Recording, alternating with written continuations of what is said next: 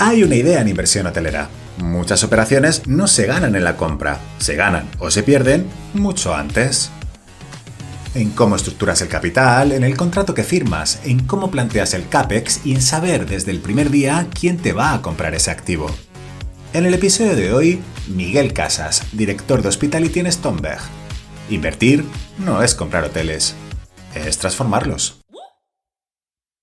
Este podcast es posible gracias a eMascaró, una compañía para la que cada uno de sus proyectos es un viaje a Ítaca, un camino lleno de aprendizajes, transformación e innovación. Y como creadores de proyectos digitales que son, apoya el emprendimiento y la transformación, porque el camino, el viaje, es más importante que la meta en sí. Miguel Casas, director de Stonberg, ¿cómo estás? Muy bien, encantado, Rodrigo. Agradecerte mucho contar conmigo en tu podcast, que ya es de lo más escuchado, yo creo, en el sector, ¿no? Hombre, pues la verdad es que es bastante escuchado, pero sobre todo yo tengo la suerte de poder contar con gente como tú. Eres un oyente del podcast, con lo que va a ser bastante fácil hacerlo contigo y te agradezco las palabras. Mira, vamos a empezar fuerte, Miguel. ¿Qué querías ser de mayor? Pues mira, nunca tuve una vocación tremenda, ni siquiera por el tema hotelero. Yo estudié Administración y Dirección de Empresas. La verdad es que incluso en la carrera tampoco tenía muy claro hacia dónde ir. Yo estudié CUNEF y la verdad es que la orientación es muy hacia banca, pero es verdad que yo sentía que ahí... Yo una persona que me gustaba el producto, o sea, me gustaba vender algo. Soy una persona, sobre todo, bastante comercial y yo no encontraba valor en vender dinero. Entonces necesitaba encontrar ese producto o ese...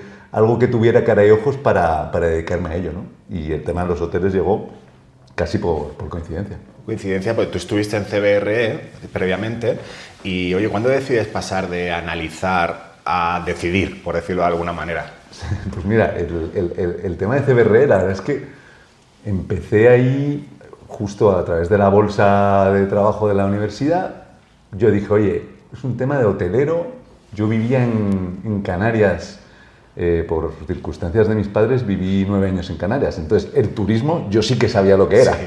Y entonces eso me atrajo. Yo dije, oye, estar en una industria tan potente que representa tanto del PIB en España, esto tiene que tener sentido, ¿no? Y entonces entré en CBRE como becario, una consultora que tenía un área especializada en hoteles relativamente pequeña, muy focalizada a valoraciones en ese momento. La verdad es que no había mucho servicio de transacción y bueno, la verdad es que con el paso del tiempo pues he pasado de asesorar a esos clientes que tomaban decisiones, ahora, como tú dices, pues estar tomándolas, ¿no? en Stonberg.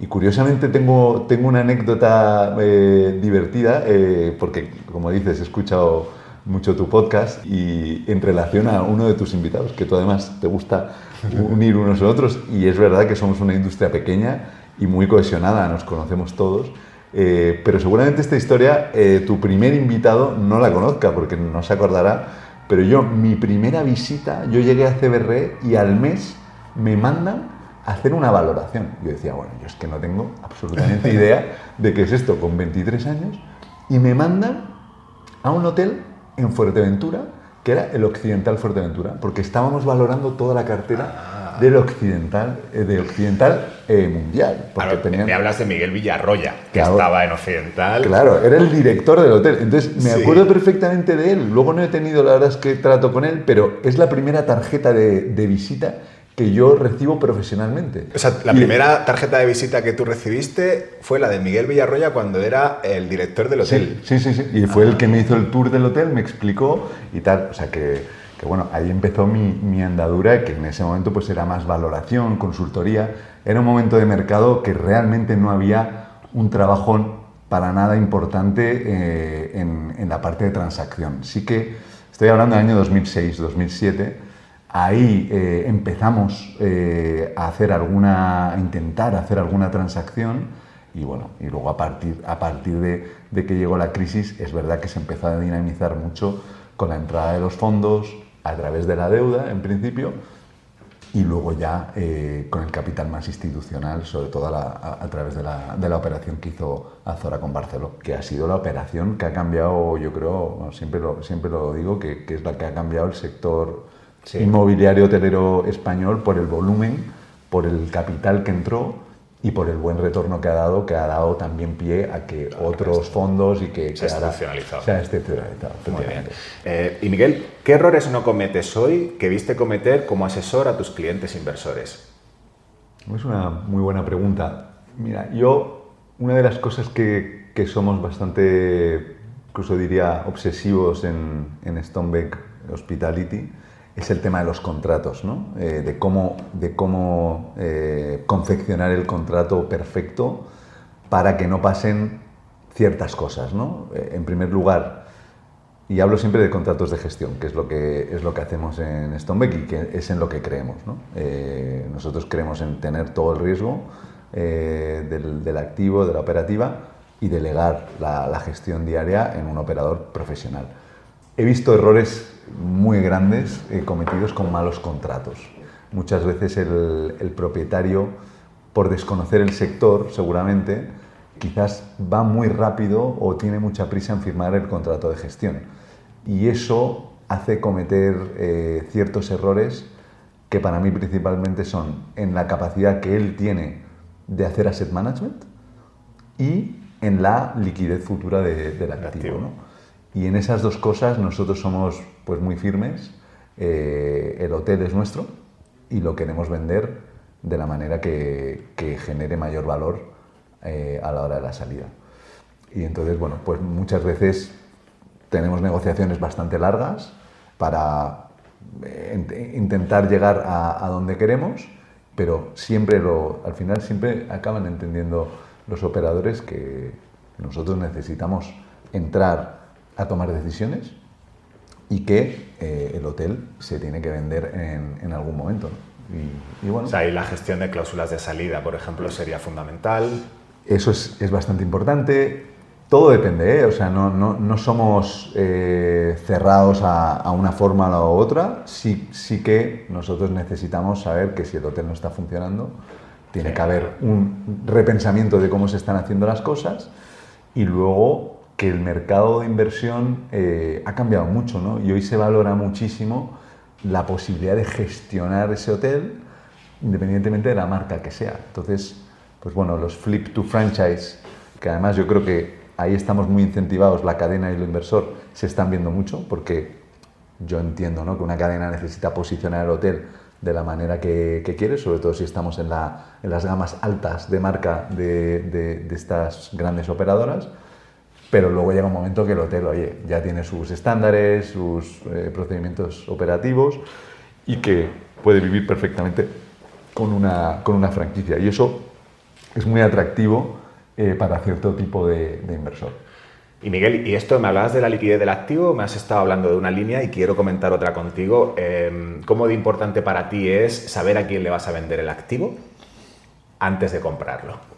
Fundamental. Nosotros ya visualizamos, desde que lo estamos comprando, tenemos que visualizar quién es el comprador natural de ese hotel. Porque parte o gran parte de la TIR, del profit, depende de la salida. Esto es así. A los precios que hay actuales te juegas una parte importante de todo el business plan a la salida. Entonces, de alguna manera, el asset management, que empieza por la conceptualización o visión del hotel, luego pasa por engranar las diferentes piezas, como pueda ser el operador o la marca, el interiorismo, el concepto de food and beverage. Todo esto ya está pensado un poco para que tengamos una buena salida, ¿no? Antes de comprar, es decir, tú, por ejemplo, antes de comprar ya tienes las 2-3 marcas posibles en la cabeza, ¿has hablado con ellos, no lo has hecho? ¿Cómo es 100%. esto? Sí. Hecho? Nosotros, cuando tenemos una operación, antes incluso de hacer la due diligence, pues tenemos contacto con todas las marcas, muy buena relación con todos, y ya tenemos una idea de por dónde van a ir los tiros en cuanto al performance y en cuanto al tipo de contrato que podríamos firmar. Y entonces eso ya lo casamos un poco con la salida, decir, oye, esto a la salida con este contrato y con este performance va a tener este yield. Comprador. Claro, Y este comprador y este yield. Y ahí ya de alguna manera haces un business plan preliminar que te lleva ya a tener una aprobación por parte de tu investment committee de gastar dinero en hacer una due diligence y empezar a recabar mucha más detalle hasta que puedas tener ya pues el ok del IC para comprar. A ver, un sesgo inversor, el sesgo social. Me gustaría saber, Miguel, cuánto del apetito inversor que hay ahora mismo consideras que viene del momento de mercado y cuánto viene de hacer operaciones porque hay otros que ya las hacen. Bueno, el apetito inversor que hay ahora mismo es fundamentalmente de industriales. O sea, ha cambiado mucho el mercado. A la gente que nosotros le estábamos comprando hoteles en 2021-2022 son los que se han recapitalizado muchísimo después de 5 años muy buenos de operativa y son los que están comprando, son los que más agresivos están. Entonces, no creo que sea por moda, es decir, oye, tengo que comprar lo que tengo que comprar. Realmente son compras estratégicas y lo que tira ahora mismo de la inversión hotelera es la estrategia geográfica o de producto de ciertas plataformas u operadores. No tira tanto lo que es un business plan por una TIR. O sea, lo que es la operación financiera dentro de hoteles, ahora mismo no es lo que prima. Sigue habiendo inversores, como podemos ser nosotros, en parte, no somos 100% financieros, pero esa gente que solo mira el business plan realmente no tiene poder de competir, ¿no? Entonces sí que son la gente que quiere crecer, ampliar una plataforma, buscar una ubicación estratégica. Eso es lo que realmente ahora mismo está encima de la mesa. Y si pienso en el inversor más puramente financiero, lo que me estás diciendo me hace interpretar que, oye, que ya el value add empieza a dar paso a un perfil más core o... Sí, o sea, sigue habiendo oportunidades value add. Es verdad que la ventana que ha habido en COVID ha permitido a mucha gente como nosotros entrar y poder hacer ese value add y también tener una salida muy buena y dar esos retornos.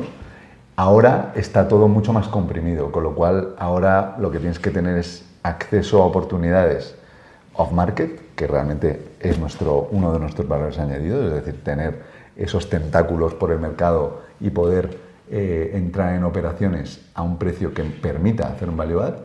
Y si no, la otra es que tengas un capital más barato, como le llaman ahora el Core Plus, que Core Plus es rentabilidades relativamente bajas con contratos de gestión, que es esa mezcla que ahora se da, que no se ha dado hasta ahora y que tampoco hay demasiado capital disponible. Está previsto, mucha gente habla del Core Plus, de que se pueda levantar este tipo de capital al 10-12% de TIR con contratos de gestión y hay gente que ya lo está visualizando, pero de momento se está visualizando a nivel pequeño y granular, es decir, con familias, con sobre todo mucho privado, que ve que son retornos superiores a otro tipo de real estate, como pueda ser oficinas, etcétera, pero que sigue teniendo un premium en cuanto a rentabilidad sobre ellos. La pregunta es si ese premium es suficiente para el riesgo que están tomando, ¿no? Es verdad que el Core Plus normalmente iría a operaciones sin riesgo de CAPEX, ¿no? Eso es un poco la filosofía. ¿Por qué justificas una rentabilidad menor? Porque te quitas un riesgo grande que es el CAPEX, que es con lo que hemos sufrido todos en los últimos 5 años.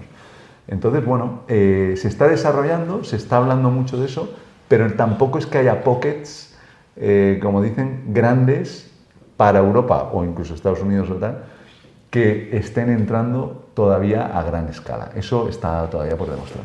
Muy bien. Entonces vamos a hablar de Stonebeg, que antes ya me has dado... Me he quedado con una cosa que has dicho antes y eran las perspectivas que había de bajada de precios en COVID, que se hablaba de un 30% de descuento. Claro, Stonebeg, si no me equivoco, montasteis el vehículo en 2021, imagino que también con unas expectativas de recoger parte de esta hipótesis, ¿no?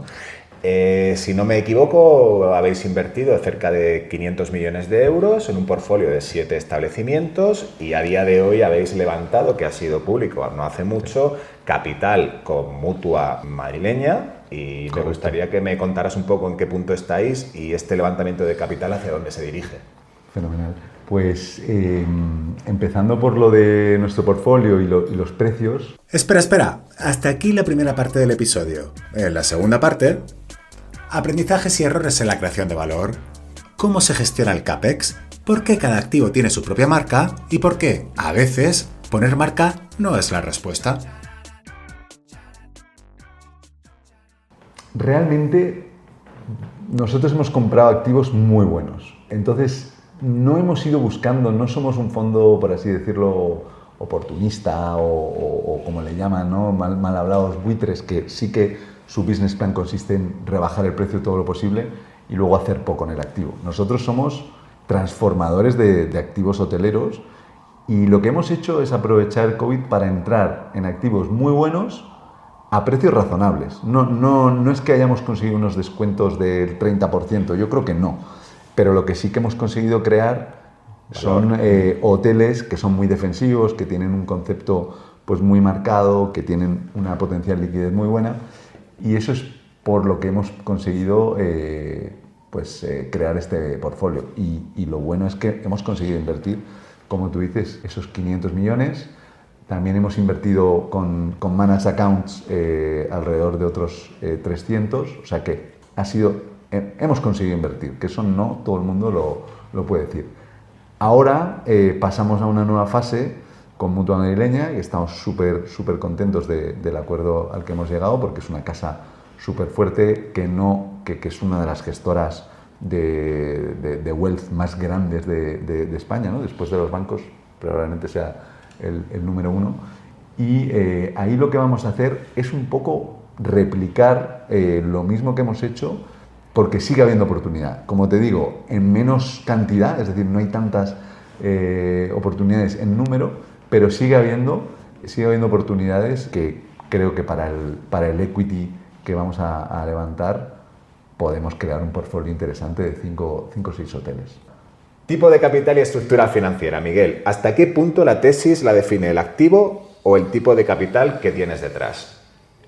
Yo creo que al final es el activo el que tiene que dictar el business plan. Obviamente el tipo de capital que tienes te va a mandar hacia un lado u otro, pero una vez sabes la tesis, por ejemplo, la tesis que nosotros tenemos y tenemos para esta segunda aventura en el sector, es la del leisure. Es decir, nosotros creemos que el ocio es lo que realmente está transformando el sector turístico en Europa y que cada vez va a ir a más por los motores que hay en cuanto a las generaciones que vienen y que quieren experiencia y que su primera prioridad es viajar.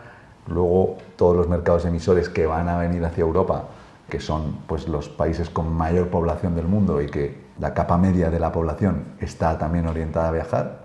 Entonces, la tesis es ocio.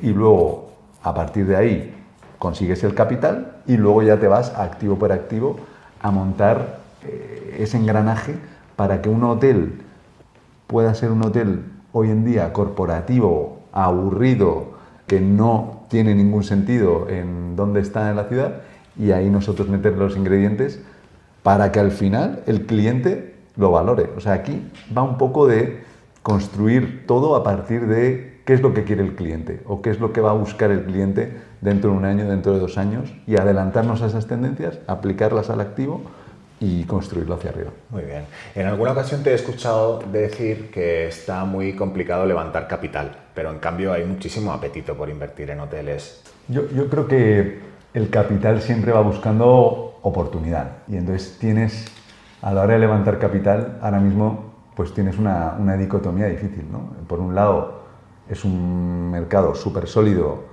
y que realmente lleva 10, 11 años que solo sube, o sea, es decir, que se ve ya resiliente, que el producto hotelero ha pasado de ser un alternativo a ser un uso específico en el que se invierte. Yo me acuerdo los gráficos estos de Tarta, cuando se recogía la inversión en hoteles, siempre estaba en Other. Estaba oficinas, retail, no sé qué, Other. Y ahí dentro estaba hoteles. Ahora eso no pasa. Ahora hoteles tiene su propio color y su... Entonces, claro, eso ha cambiado muchísimo, ¿no? Me hablabas también antes de la inversión en CAPEX. Jolines, habéis sido intensivos. En los Monteros creo que habéis invertido 40 millones de CAPEX, en el Hard Rock 29 millones. Sí. Total, hemos invertido 120 millones de CAPEX en el portfolio. En los 7 establecimientos. Sí, a ver, el CAPEX, como te decía, ha sido un problema en el sentido de que la guerra de Ucrania nos coge a todos los que estamos invirtiendo en CAPEX en medio de procesos muy intensivos de trabajo en ese aspecto, y en el que las materias primas suben de una manera pues muy rápida, y que encima cada vez hay mucha gente haciendo CAPEX porque el value add y hay más inversores como nosotros. ¿Cuánto está subiendo más o menos? A ver, ahora mismo, previo a todo lo de Middle East que está pasando, realmente ya se había estabilizado, pero te puedo hablar de en torno a 30-40% de subida.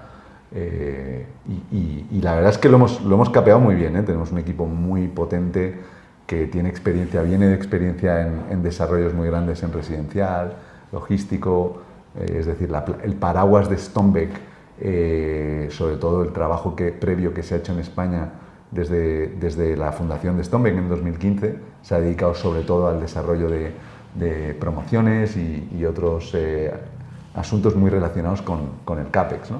Entonces, lo hemos capeado muy bien, pero es verdad que ha sido un dolor de cabeza espectacular. Entonces, bueno, ahora parece que el panorama, pues la situación está más controlada. Creo que podemos incluso buscar precios más competitivos y formas de hacerlo más creativas, porque ya tenemos la experiencia, ya nos hemos equivocado, ya hemos hecho alguna trastada que hace, lógicamente, todo el mundo en esa parte, es muy sensible, y que creo que esto nos posiciona muy bien para otra fase de incertidumbre en cuanto a materias primas, con todo lo del estrecho de Hormuz, etcétera, que bueno, pues si vuelve a pasar, yo creo que tenemos la manera de capearlo mejor, si cabe. Miguel, de estas trastadas que has hecho, ¿cuál es la cosa que a lo mejor antes no mirabas tanto y ahora es lo primero que tienes en la lista? ¿Qué es lo que de esos aprendizajes? Mira, para nosotros el mayor problema es la apertura.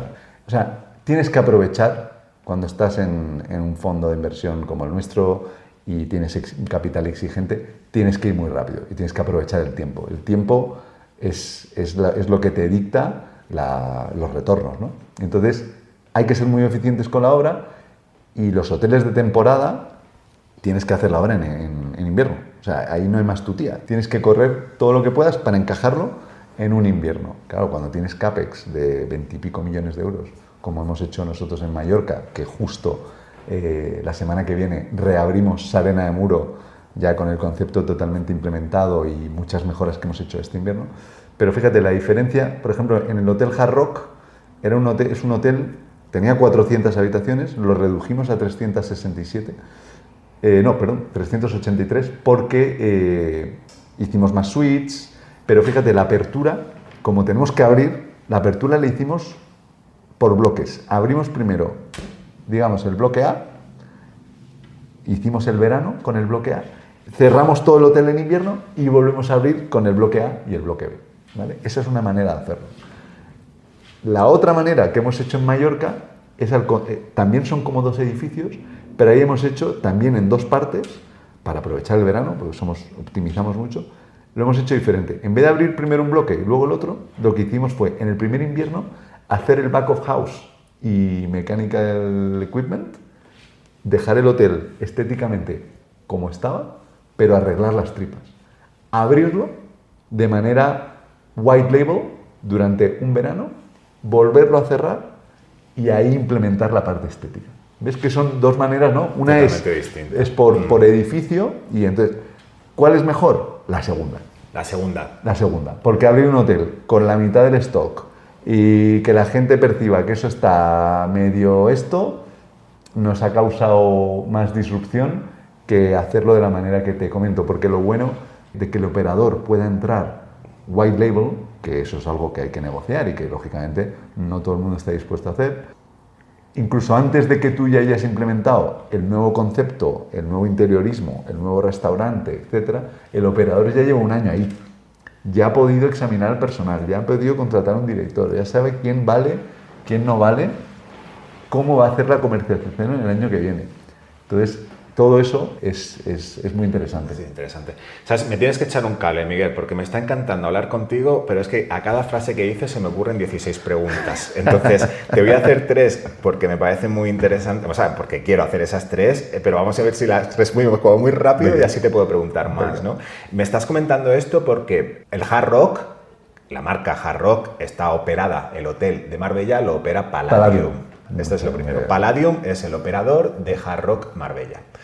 La segunda que te quería preguntar era lo que me estás comentando de esta estructuración de obra y todo. Vosotros, cuéntame así brevemente qué estructura tenéis aquí en casa. No sé si tenéis project management directo, propio, externo. ¿Cómo es esto? No, nosotros tenemos un equipo de CAPEX o llamémosle Development Management, y luego subcontratamos un Project Manager de una de las grandes firmas para que esté, pues, lógicamente en obra, coordinando todas las partes. Pero tenemos un equipo en Stonebeck Hospitality solo, tenemos 3 personas dedicadas a CAPEX.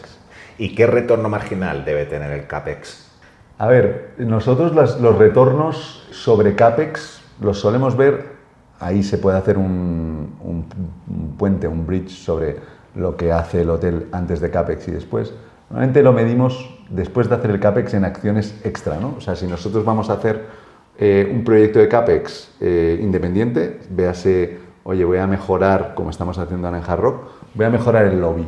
Normalmente esa inversión de CAPEX te tiene que dar un 15% anual. 15%. Sí. Sabes que ahí en el Hard Rock hay una cosa que... Esa segunda piscina que habéis puesto, que está, corrígeme, encima del hall, no había nada. No había nada. Que Era grava. Y estás en un sitio privilegiado con vistas al mar y habéis montado allí un show que es increíble. La verdad es que el hotel lo que no tiene y que no es imposible de conseguir es que no es un primera línea. Entonces necesitábamos algo que impactara al cliente, que tuviera de alguna manera vistas, ¿no? Y entonces, pues cuando ya estábamos examinando el hotel con el equipo de CAPEX, con los socios de Stonebeck Hospitality, dijimos, es que esto es una zona espectacular, es la zona instagrameable, la zona que la gente percibe que es la experiencia del hotel, y que estás viendo la piscina de abajo, que es donde se crea todo el entretenimiento con el DJ, con la música y tal. Entonces, también hemos sido muy precavidos porque, por seguridad, lógicamente, es una piscina que hay que tener cuidado porque te puedes caer. Entonces, eso lo tuvimos muy en cuenta para que esté todo muy protegido, etc. Pero ese tipo de transformaciones son las que nos gusta hacer realmente, ¿no? De coger un hotel que había sido un emblema en Marbella. Era un emblema prácticamente del lujo, ¿no? Era el primer hotel que se construyó en Puerto Banús. 70, ¿no? En los 70, y que tenía un casino debajo, que iba la gente, pues, con dinero para gastar, para dar. Oye, había que darle una vuelta y lo hemos hecho enfocado al lifestyle. Ya en la zona respiraba ese tipo de cliente, y ahora lo que hemos hecho es que ese tipo de cliente siga habiendo, pero que la tarifa, pues lógicamente sea mayor. Y si volvemos a este proyecto que hablábamos, ¿no? La cubierta que decías que estaba llena de grava, por tener un indicativo, porque al final de algo que había cero de facturación, cero de experiencia, cero de todo, ¿qué se puede haber generado a nivel de ingresos? Yo creo que ahí directos me refiero, porque los indirectos también. Yo creo que en esa barra, en ese restaurante, estaremos facturando alrededor de €500.000. €500.000. Sí. Pero fíjate, el outlet del que estamos más contentos en Hard Rock, el lobby, si has entrado ahí, es un lobby gigante que parece, pues, un aeropuerto. Enorme. Ahí dijimos, oye, aquí hay que poner una barra. Parece una idea sencilla, pero no la había. Esa barra factura más de €1,500.000 al año, solo en bebida. Que tampoco existía nada ahí. No existía. Entonces, ¿ahora qué es lo que estamos haciendo? Viendo el éxito que ha tenido esa barra, y que es la zona de, por así decirlo, a rejuntar, por así decirlo, a la gente después de que se van a duchar, antes de ir a cenar. Es una zona de encuentro.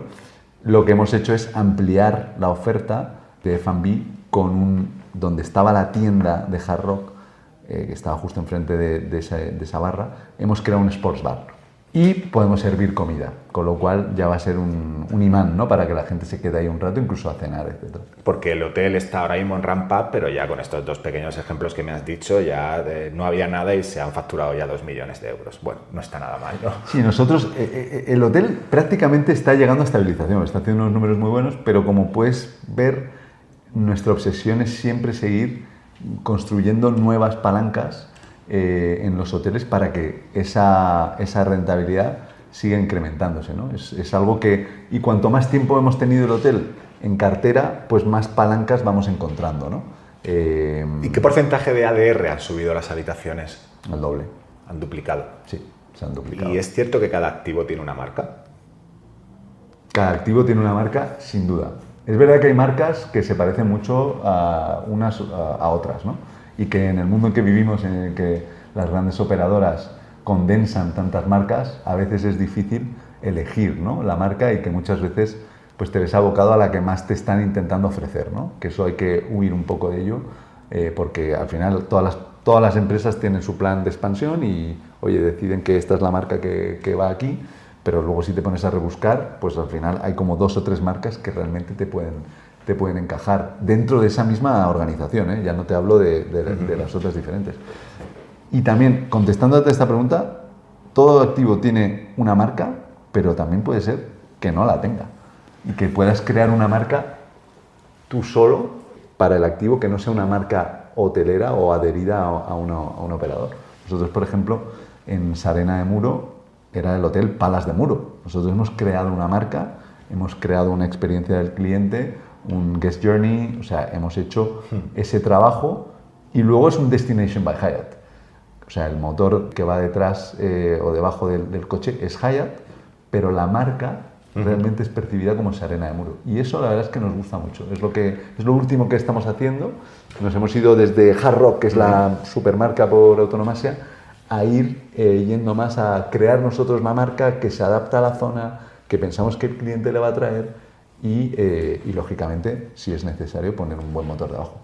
Mira, es que conforme hablas me vas contestando muchas preguntas que no te llego a hacer, porque la siguiente era: si el activo es bueno, ¿para qué necesita la marca? ¿Sabes? Entonces ya, bueno, entiendo el activo es bueno. Mira, yo creo que siempre se puede mejorar. Es decir, el activo es bueno, pero tú con una distribución potente, pues lógicamente, si estás en el mercado correcto, y sobre todo si quieres, te voy a lo que es cadena internacional, al final hay que tenerlas donde realmente pueda aplicar, donde hay un aeropuerto internacional, donde tú ves que los vuelos vienen de países de origen, que esa marca se va a percibir como positiva y que le va a agregar valor. Entonces eso lo estudiamos mucho nosotros.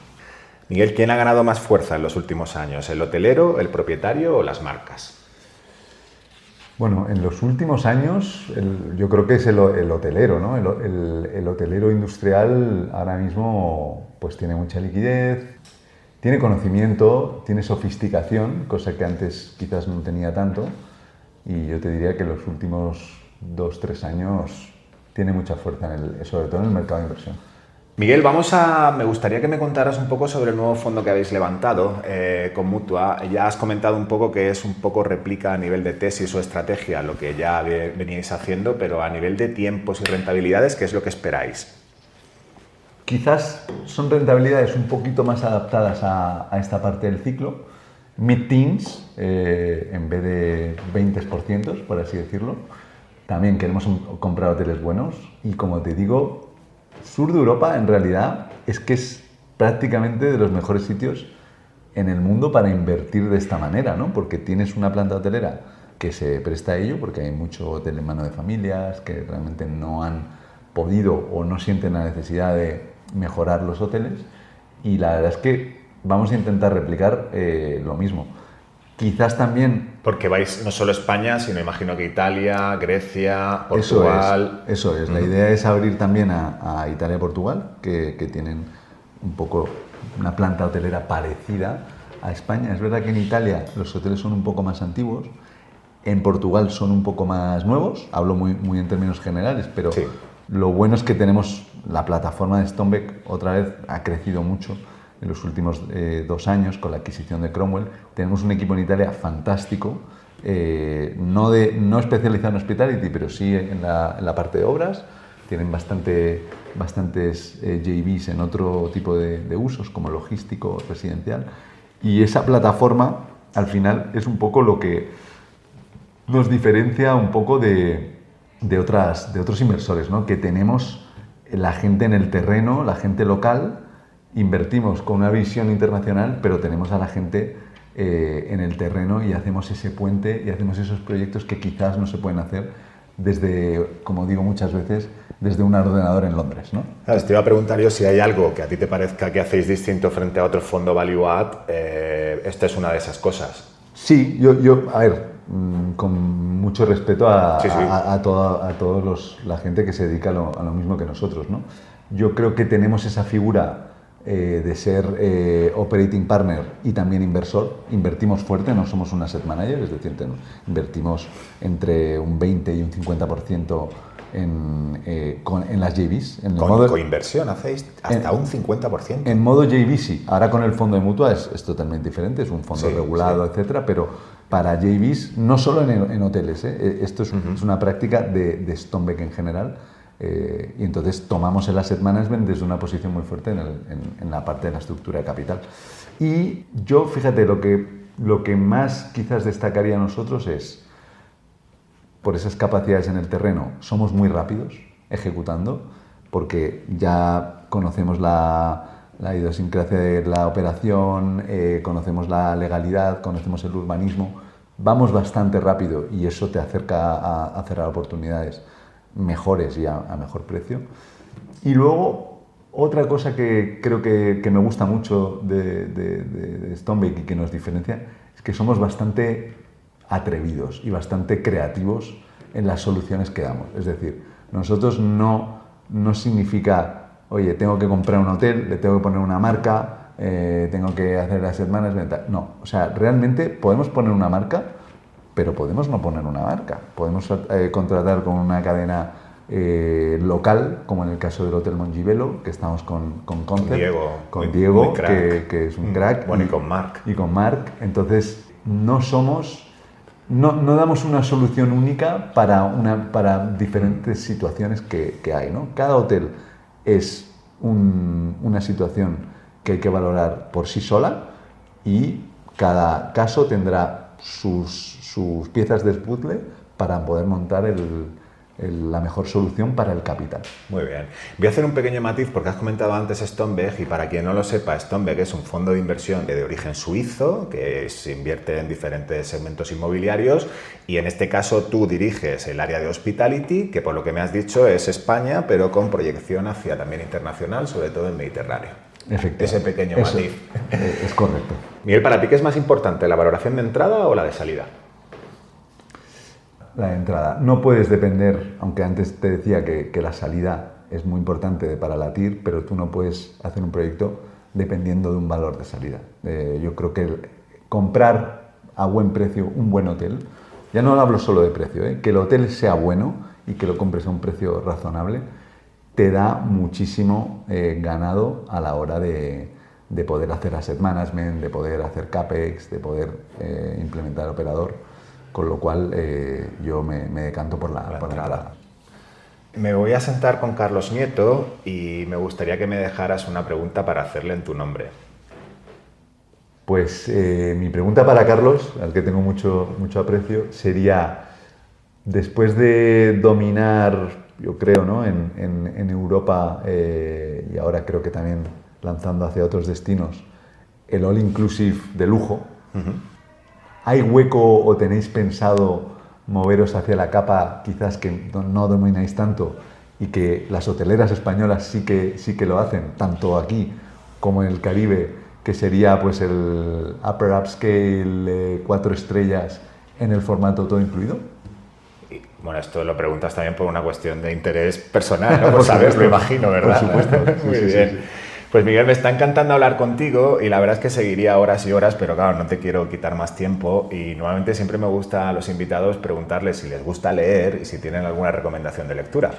Pues mira, he estado leyendo un libro, bueno, he tenido un bebé hace poco y la verdad es que es difícil echar mano del libro, pero me gustan los libros que quizás me enseñan algo, ¿no? Soy más de aprender que lo que es la narrativa por ocio, ¿no? Y he leído un libro de hospitality que se llama Unreasonable Hospitality, que es del creador de Eleven Madison, que es Will Guidara, y es un libro que te habla de lo que es el servicio y esa última milla de cómo realmente el tío dice que no vendía realmente por la comida. O sea, es el mejor restaurante del mundo y lo que hacía era crear momentos memorables para sus invitados. Y lo que más me ha gustado es una cosa que tenían, que hacían, que era, y ahora que estamos con el tema de redes sociales y la privacidad, pero también el tema de captar los datos, ¿no?, del cliente, esta gente se metía, obviamente son clientes especiales, es un ticket muy alto, se metía en las redes sociales de las personas que habían reservado para entender cuáles eran sus gustos y personalizarles la experiencia. Es decir, por ejemplo, a mí que me encanta la música, pues si entraran en mis redes sociales y vieran pues las 3, 4 canciones que he posteado o qué tal, pues ellos te recibían o te ponían un pequeño altavoz al lado y te ponían una canción que te guste. Y ese tipo de cosas no significa que eso sea exactamente lo que quiere el cliente, pero sí que destaca que la hospitalidad, y yo creo que estamos en un momento complicado en la parte de dar servicio porque faltan muchos recursos, la gente quizás no está del todo bien pagada o no lo ha estado, y creo que vamos a una fase en la que el cliente demanda experiencia y le tienes que dar más que solo lo que está estipulado en el menú, ¿no? Y eso la verdad es que es muy motivador, no solo hacia el cliente, luego también con los empleados, ¿no? Cómo gestionaba a los empleados, cómo también les daba algo más que el sueldo, sino que les daba también una especie de experiencia de trabajar con él. Y eso la verdad es que estoy muy de acuerdo y intentamos aplicarlo de la manera que podemos en nuestros hoteles y con nuestro equipo. Hospitalidad irracional, muy bueno. Y la pasión que le pone, ¿verdad? Efectivamente. ¿Cuál ha sido la última canción que has posteado? Pues mira, a mí me gusta mucho la música house, me encanta el house. Y soy un amante del house de los años de los 2000, etcétera. Y tengo una colección de discos que eso ya da para otro podcast, pero soy coleccionista de vinilos, entonces... Vitalik. Eso ya es tecno, pero sí, tengo una colección de discos y soy menos de postear música, soy más de escucharla en formato físico. En formato físico. Pues Miguel, ha sido un auténtico placer. Espero que te lo hayas pasado muy bien y te agradezco muchísimo tu tiempo. Creo que voy a tomar muchas notas de muchas cosas que has comentado y sobre todo yo creo que ayuda muy mucho a entender cuál es la situación de la inversión ahora mismo en nuestro país y un poquito pues a conoceros en más detalle. Así que muchísimas gracias, Miguel. Te agradezco mucho, Rodrigo, y que sigas tan bien y que te siga yendo también en el podcast y que lo sigamos escuchando, que es una verdadera delicia. Muchas gracias. En inversión hotelera el valor no se explica solo por el activo, se explica por cómo lees el momento, por la disciplina con la que estructuras la operación y por la capacidad de transformar un hotel pensando ya en su salida. Porque aquí el valor no está en una sola decisión, está en muchas capas a la vez: el contrato, el CAPEX, la marca, la operación y el tiempo.